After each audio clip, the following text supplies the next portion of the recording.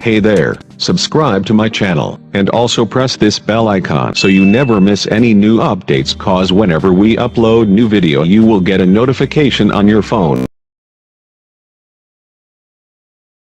The test is in 4-part, Part 1, Part 2, Part 3, and Part 4. Now look at Part 1. Part 1. John Helston, a student from London University, wants to know some information about a 21st conference. You'll hear a conversation between John and university staff. Now you have some time to look at questions 1 to 5.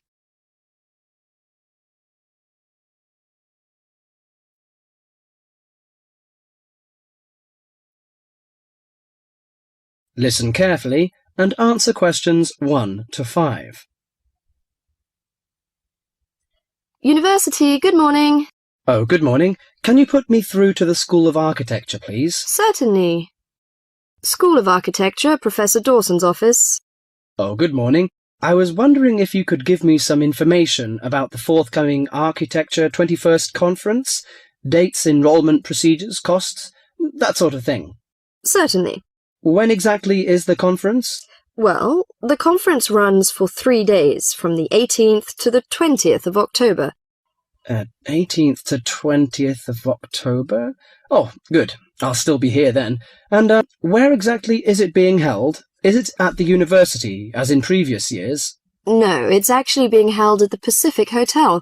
We've rather outgrown the university conference facilities, so we've opted for this new venue. Right, Paradise Hotel. No, Pacific Hotel. Oh, right. And presumably we can get accommodation at the hotel? Yes, but you'll need to contact them direct to arrange that. I'll give you the number for hotel reservations. Have you got a pen ready? Yeah, go ahead. It's area code 07 and then 933 2233. Okay, and what's the registration fee? Individual fees are $300 for the 3 days, or $120 a day if you only wanted to attend for 1 day. Are there any student concessions? Oh, sure. There's a 50% concession for students, and that's $150 for the 3 days, or $60 a day. And am I too late to offer to give a talk? Oh, I'm pretty sure you've missed the deadline for that. Oh, really? But I've only just arrived here in Australia. Is there any way I could have a paper accepted? Well, you'd need to talk to Professor Dawson. He's the person organising the conference this year. I can put you through if you like. Oh, yes, please. That'd be great. Oh, and can I just check the spelling of his name? Is that D-A-W-S-O-N? Yes, that's correct.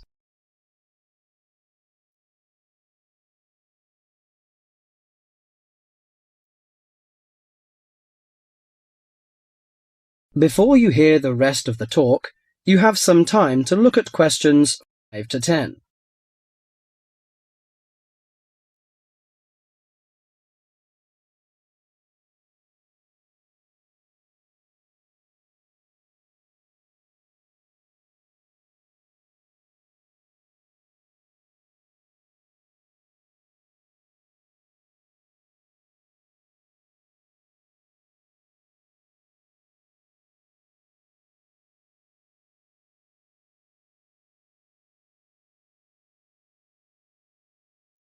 Now listen carefully and answer questions 6 to 10.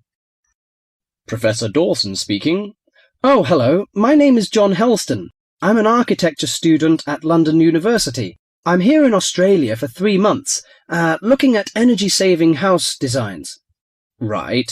I'm interested in giving a talk on my research at the conference, but I believe I may have missed the deadline. Well, strictly speaking, you have. The closing date was last Friday. Oh, no! But we may be able to include your paper if it fits into our program, but you'll have to be quick. Okay, what do I need to do? Send me an outline of your talk, and make sure you'd include an interesting title for the talk, something to attract the delegates' attention. Okay, interesting title, right? The outline should be no more than 300 words, though. Right. I should be able to keep it down to 300 words, but would 400 be okay?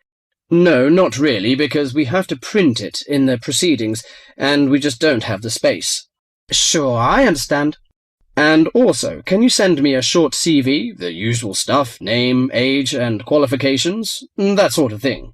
Right, include a brief CV. Actually, you can email it to me. That'd be quicker. Sure, what's your email address?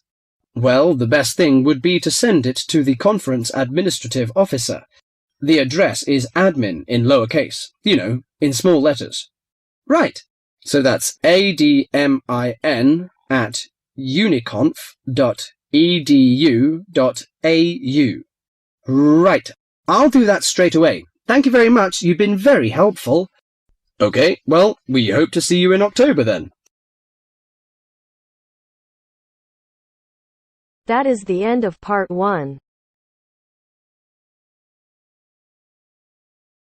You now have half a minute to check your answers.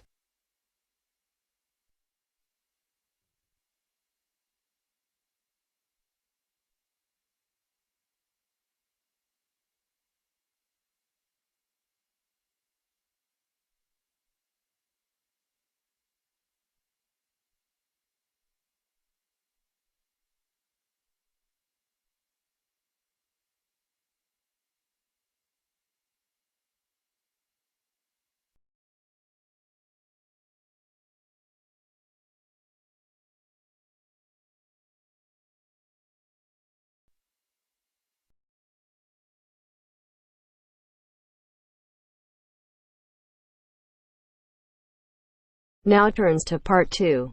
Part 2. You will hear a lecture on bird migration. First, you have some time to look at questions 11 to 17.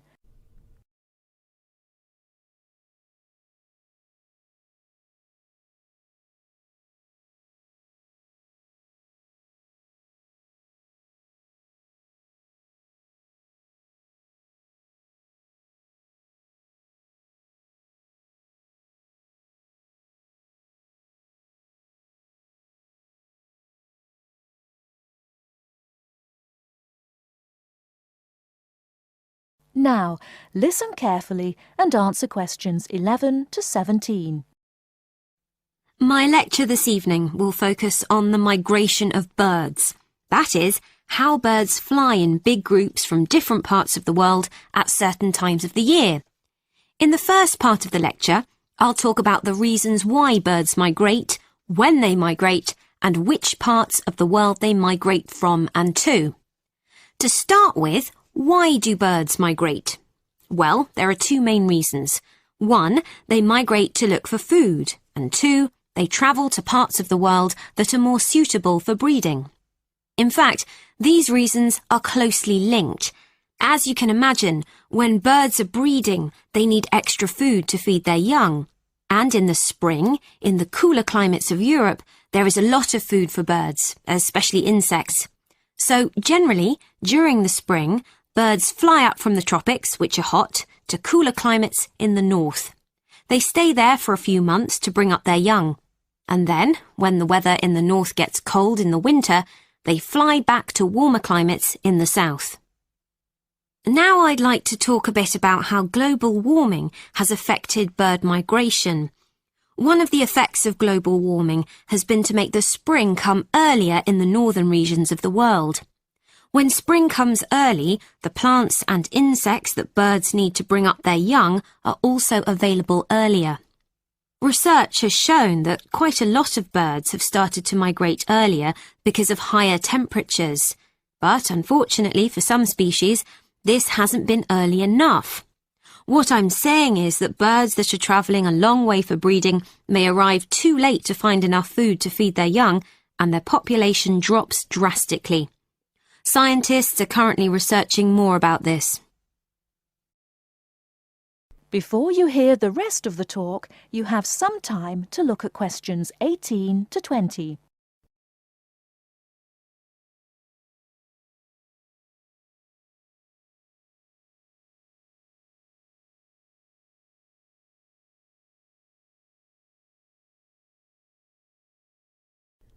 Now listen and answer questions 18 to 20.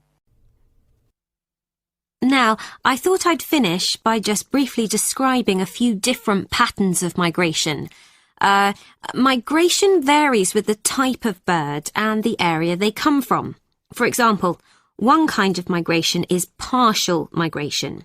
This means that some birds in a particular species will migrate and others won't. It usually depends on how the weather affects food supplies, and very often happens in the tropics. In another migratory pattern, a bird called an Arctic tern migrates the whole length of the globe, from the North Pole to the South. The Arctic tern travels between 12 and 15,000 kilometres each way when it migrates in a complete circle around the world. It's quite amazing. Right, and lastly, I'd like to mention a pattern which isn't nearly as spectacular, but is very interesting. And this is the way many birds migrate across North America. In this pattern, the birds fly northwards in the west of the country and then back south again in the east. So, if you imagine it, they're actually migrating in a circular pattern, like the hands of a clock, not in a straight line, as we might think. That is the end of part 2. You now have half a minute to check your answers.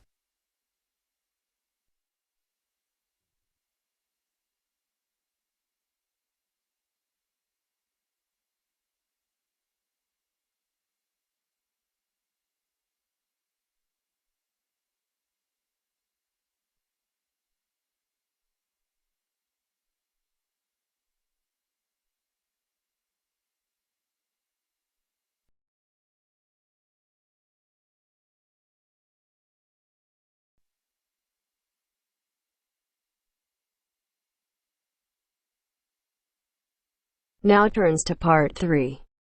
Part 3. You will hear an interview with Dr. Simons.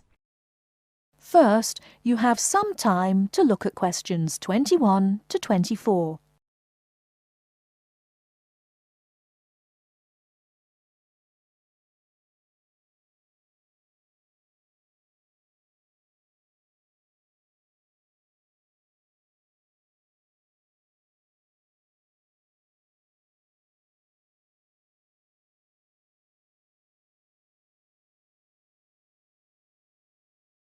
Now, listen carefully and answer questions 21 to 24. Well, as I said, there were 3 areas of interest, so perhaps we should take each in turn. Fine. Let's take the medical and physical evidence first. Well, first of all, life expectancy. Although some very old individuals were encountered, the Ramesses is a case in point. He was probably over 90. It seemed the average Egyptian died rather young, from about 30 to 35 years old, on the whole. Although the nobility, as might be expected, tended to live longer. Some of them have been found to be 50 or 60 years old. Well, naturally, the older they got, the more medical problems were encountered. But some modern disorders have so far not been found. There is no evidence yet of any malignant tumours, for example, although the fact that most people studied were comparatively young could account for this. Another modern problem, dental decay, was also absent, probably due to the plain diet and absence of sugar. There was another problem with teeth caused by this diet. The stones on which their flour was ground caused a lot of grit to get into the bread, and this eroded the teeth, so much that many older people must have suffered greatly and could have been confined to a liquid diet. An abscess on the jaw caused by this kind of erosion may in fact have contributed to the death of Ramesses II. Analysis of the internal organs of several mummies has revealed that intestinal parasites were common, even among the upper classes. Evidence of a generally low standard of public hygiene and another widespread disorder was a form of anemia. Naturally, the ancient Egyptians didn't smoke, but lesions on the lung were widespread. These, however, are the sort that we associate today with workers in mines and quarries, and must be due, in the case of Egyptians, to living in sandy desert conditions. Actually, on the smoking issue, There was a temporary sensation when traces of what appeared to be tobacco were found in Ramesses' sarcophagus, but botanists later confirmed that it was not in fact tobacco itself, but a related plant which is native to Egypt. In the meantime, cynics were commenting that it probably had come from the cigarette of some careless Egyptologist or museum attendant of the past. Ha ha! And what about their physical appearance? Before you hear the rest of the talk, you have some time to look at questions 25 to 30.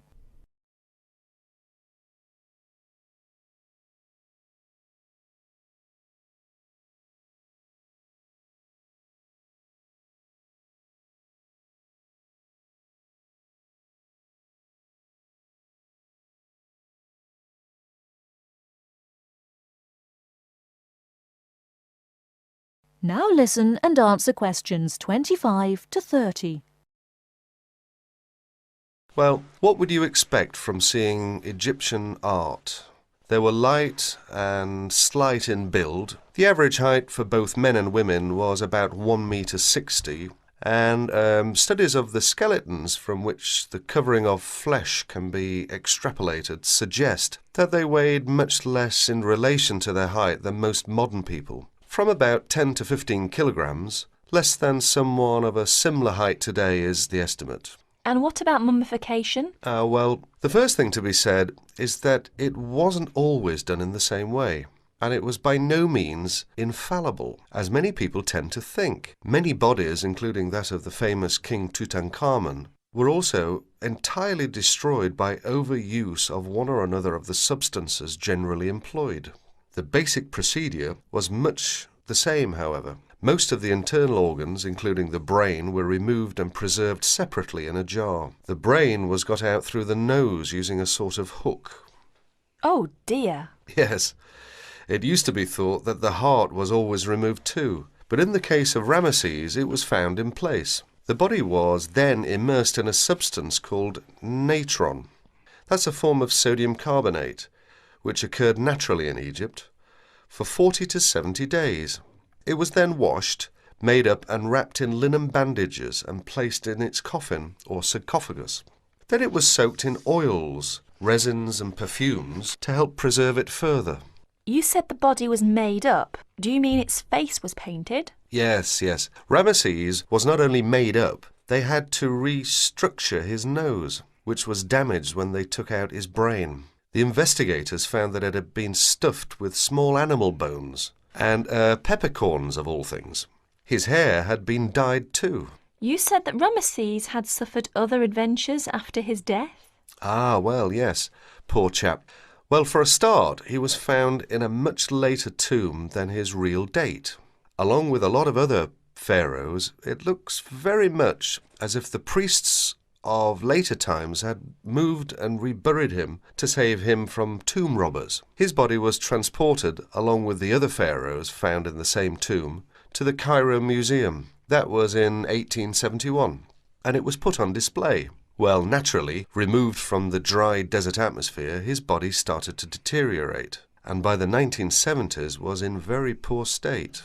That was part of the reason why the Egyptian authorities gave their consent for its temporary removal to Paris for study, yet another upheaval. The French experts aimed not only to carry out an investigation, but were also able to apply the latest techniques of restoration and conservation, so that at the end of the study, Ramesses was specially treated and then rewrapped in new bandages. Well, they weren't exactly new, since they were of ancient Egyptian date, given a new sarcophagus and carefully transported back to Cairo, where he is now kept in a controlled environment, which should slow down the deterioration process. So, as I said at the beginning, not only was science served, but a proper respect was paid to the remains in the end. Exactly.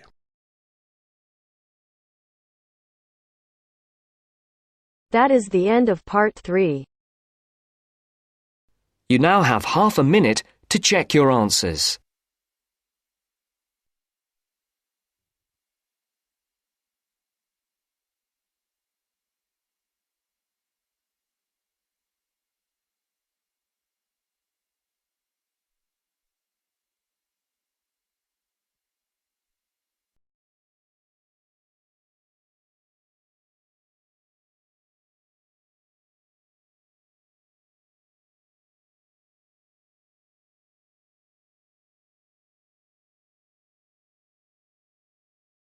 Now turns to Part 4. Part 4. You will hear a talk given by Dr. Miranda James. First, you have some time to look at questions 31 to 35.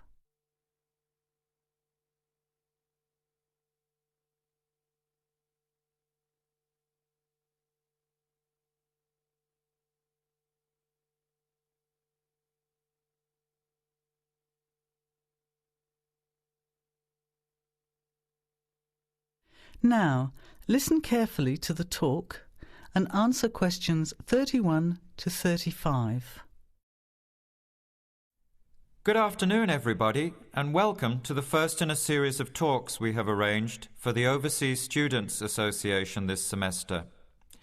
Dr. James has very kindly agreed to speak to us today on the topic of public speaking, and judging from the large numbers of you here, it's clearly a subject of great interest and relevance. Dr. James. Hello. It's good to see so many of you here, and hopefully what I'm going to tell you will be useful to you both here at the university and in your future employment. Many people avoid speaking publicly, by which I mean in front of, say, 10 or more people.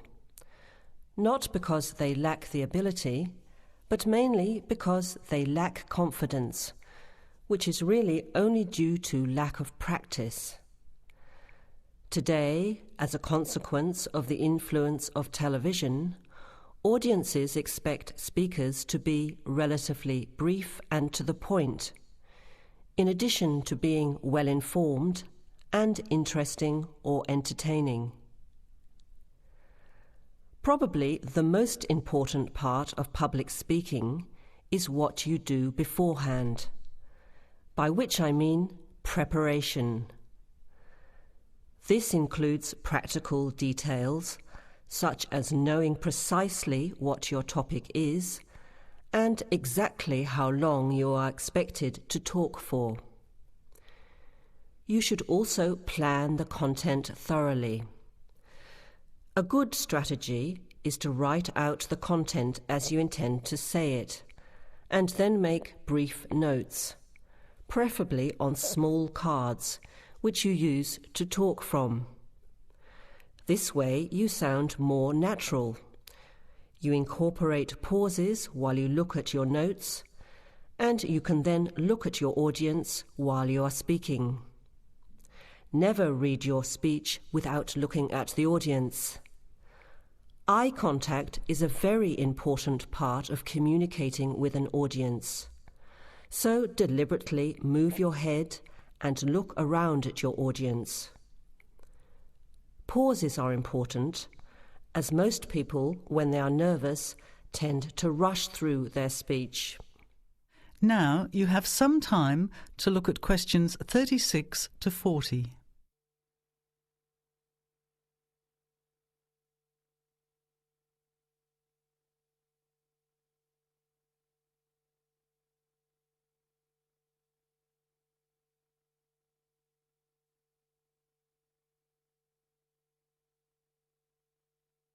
Now listen and answer questions 36 to 40. Practice speaking slowly. This gives you more time to pronounce your words correctly. It's always easier for your audience to listen to someone whose speaking is clear and calmly paced, so that they can understand the ideas being explained. And the bigger the group, the more slowly you should speak. Remember to project your voice, speaking clearly to the person furthest away from you. It's a good idea to rehearse and record yourself. Pay attention to your intonation when you listen to yourself. It's even harder if you're speaking in a second language, I would imagine. But there's nothing worse than listening to a flat, monotonous voice.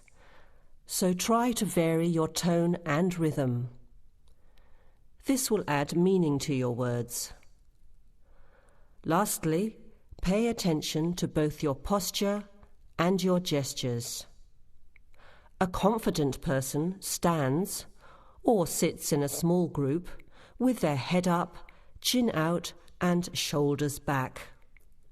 Try to avoid scratching or fiddling with your hair or beard or pens, jewellery and so on. These movements can distract and irritate your audience. Yet you may be unaware of them yourself. Another reason for rehearsing, preferably with feedback from a friend, or better still, on video. I hope these few tips will make your experience of speaking in public a little easier. Remember, practice makes perfect.